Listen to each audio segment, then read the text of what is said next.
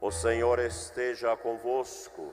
Ele está no meio de nós. Proclamação do Evangelho de Jesus Cristo segundo João. Glória a vós, Senhor.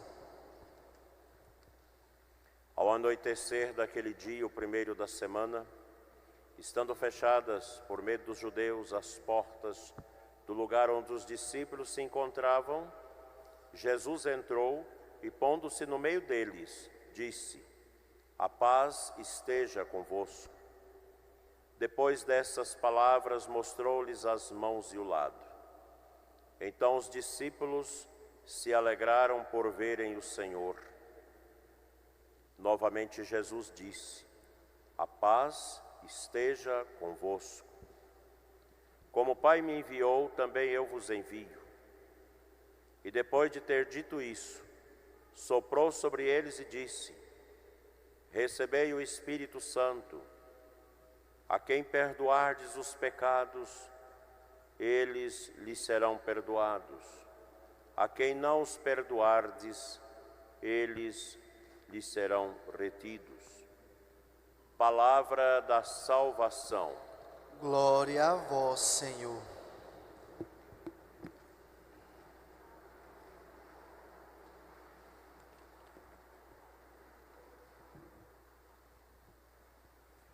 Amados irmãos e irmãs, queridos internautas, equipes da Folia da Roça e da Folia da Cidade, devotos, adoradores do Divino Espírito Santo.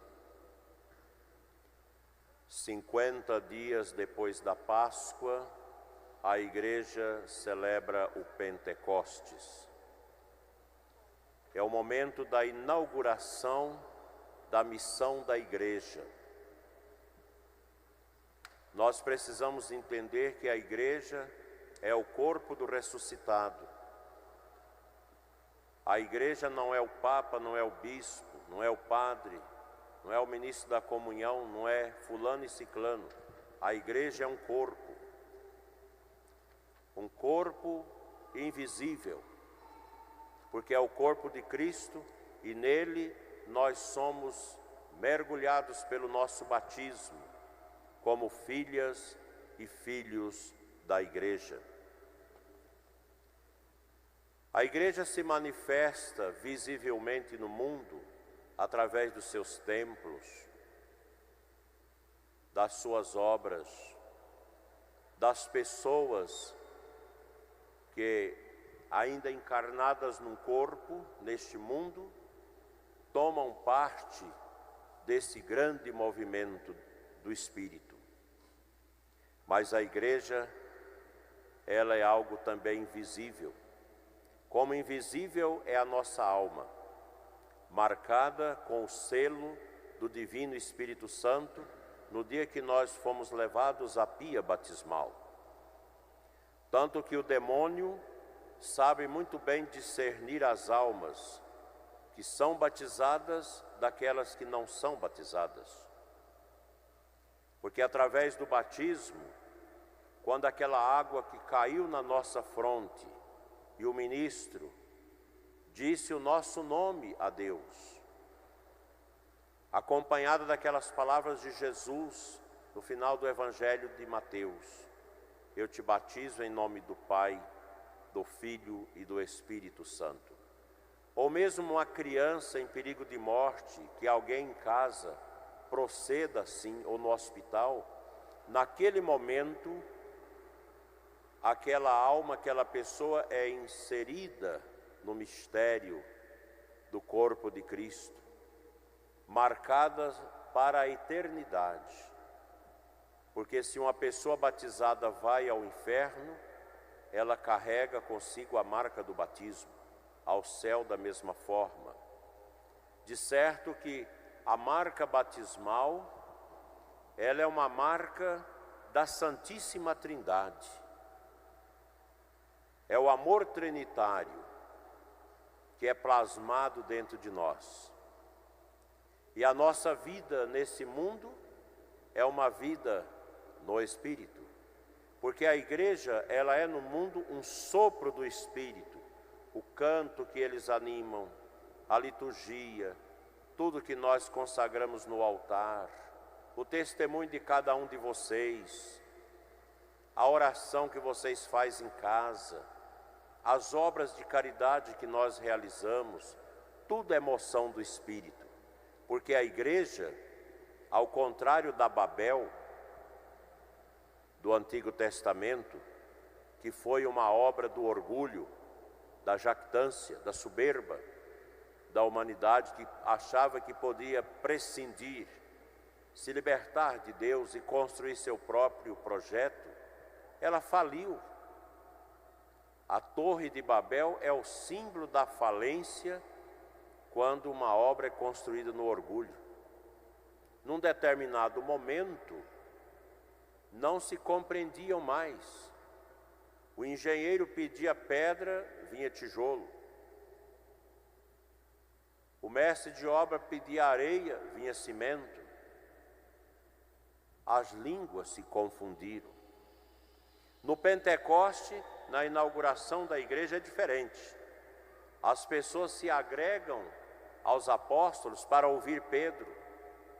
Medos, elamitas, capadócios, etíopes, enfim, diversas nações com línguas diametralmente opostas umas às outras.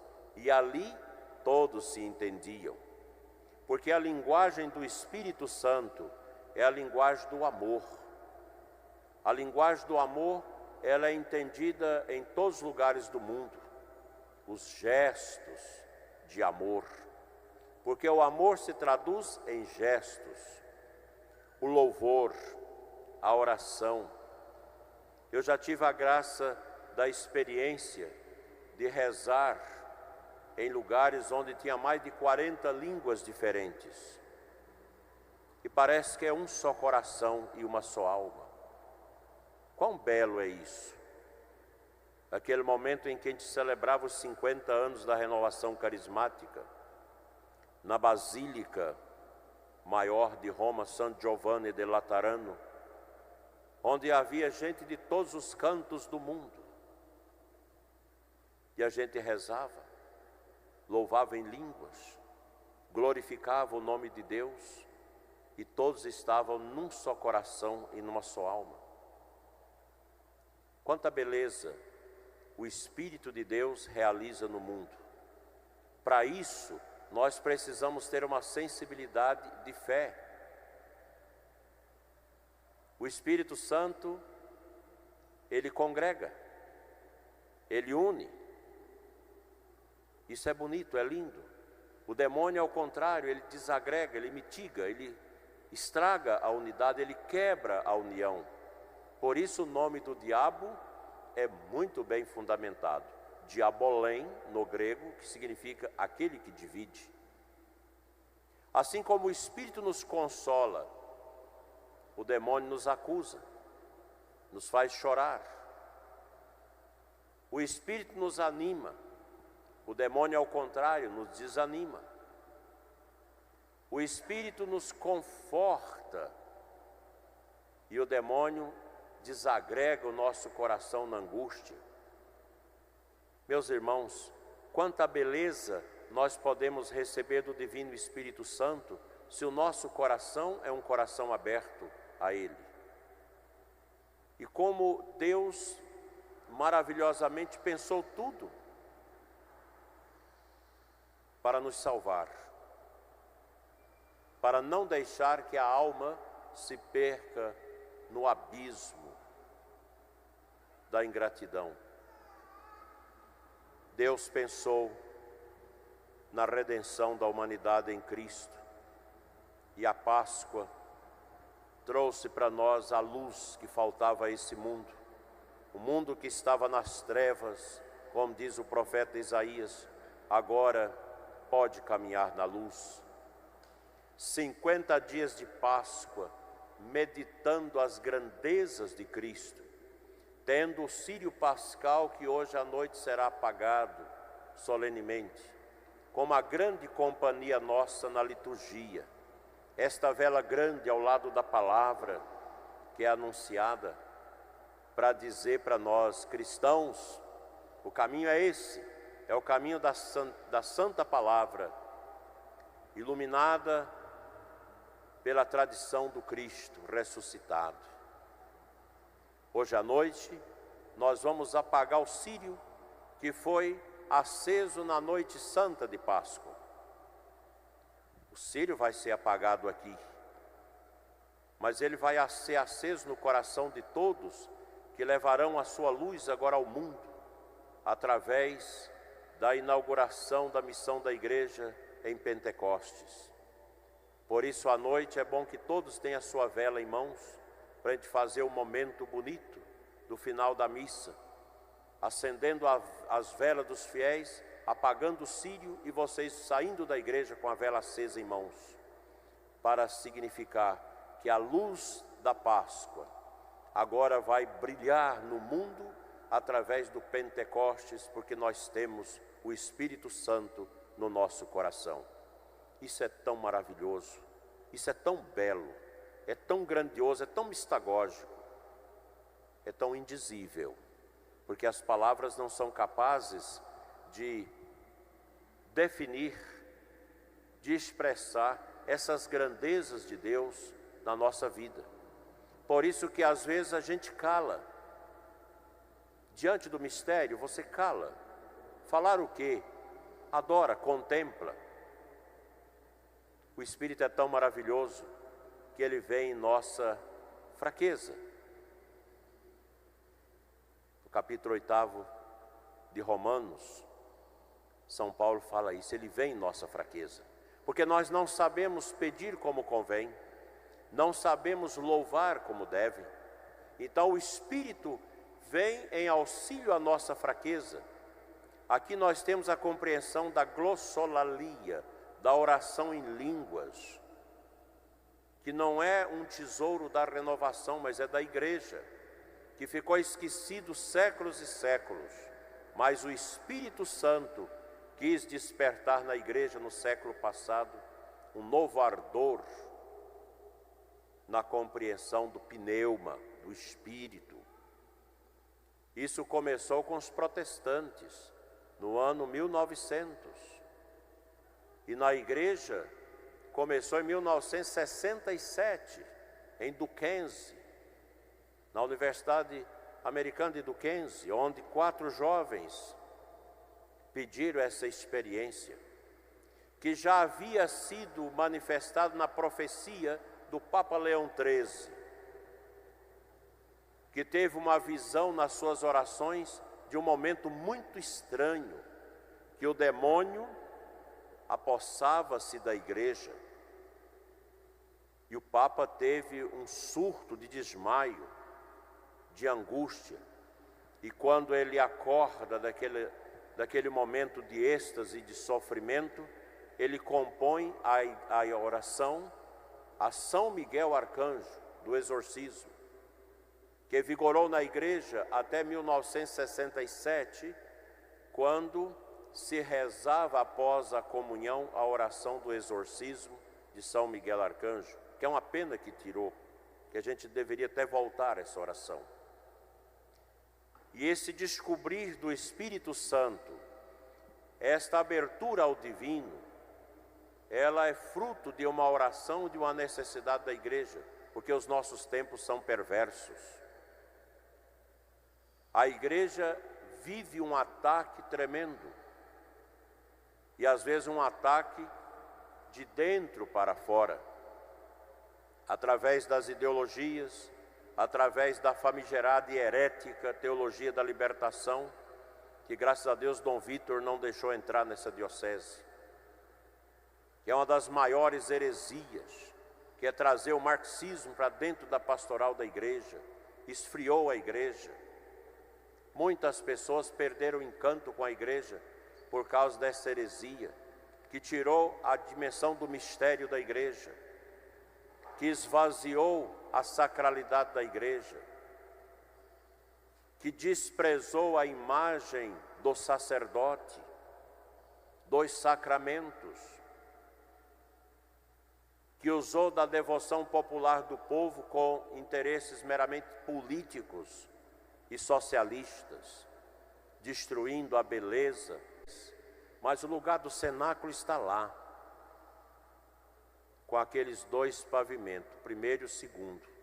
E no segundo pavimento foi onde o Espírito Santo manifestou-se à Virgem Maria, aos apóstolos e os discípulos, depois de uma noite de vigília e de oração. Até hoje, quando a gente entra naquele lugar, controlado pelos judeus ortodoxos, porque ali também, segundo a tradição, está o túmulo do rei Davi, a gente faz um momento de oração. A gente ora, a gente invoca o Espírito Santo para que nós possamos ser fortalecidos. Quem se deixa guiar pelo Espírito de Deus nunca erra e vai ter sempre a paz. E essa paz que Jesus sopra sobre os apóstolos é a força do Espírito, que nos leva também à humildade de reconhecer os nossos pecados e de pedir perdão.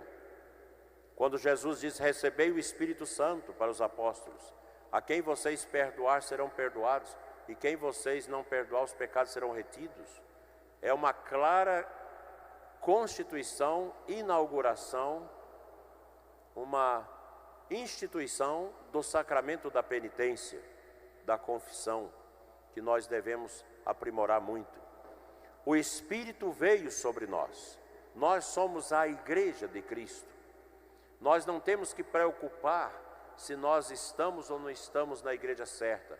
A Igreja Católica é a igreja deixada por nosso Senhor, é a igreja ungida pelo Espírito Santo.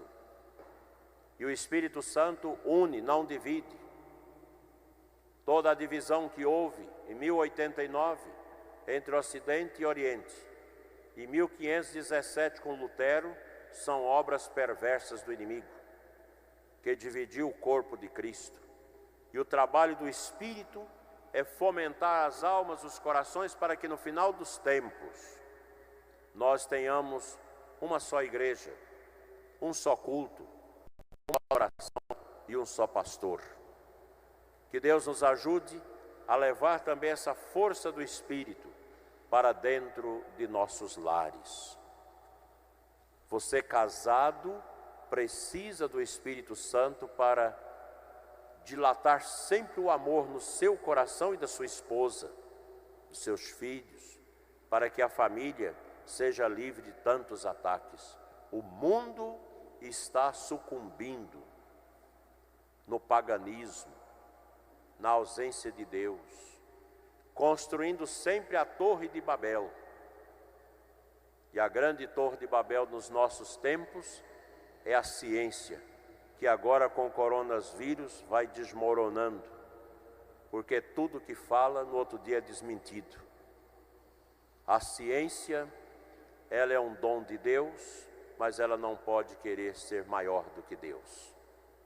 É esse o pecado dos nossos tempos, pensar que a ciência pode ocupar o lugar de Deus. Por isso essa Babel moderna vai sempre cair e vai sempre se esbagaçar, porque sem Deus não somos nada.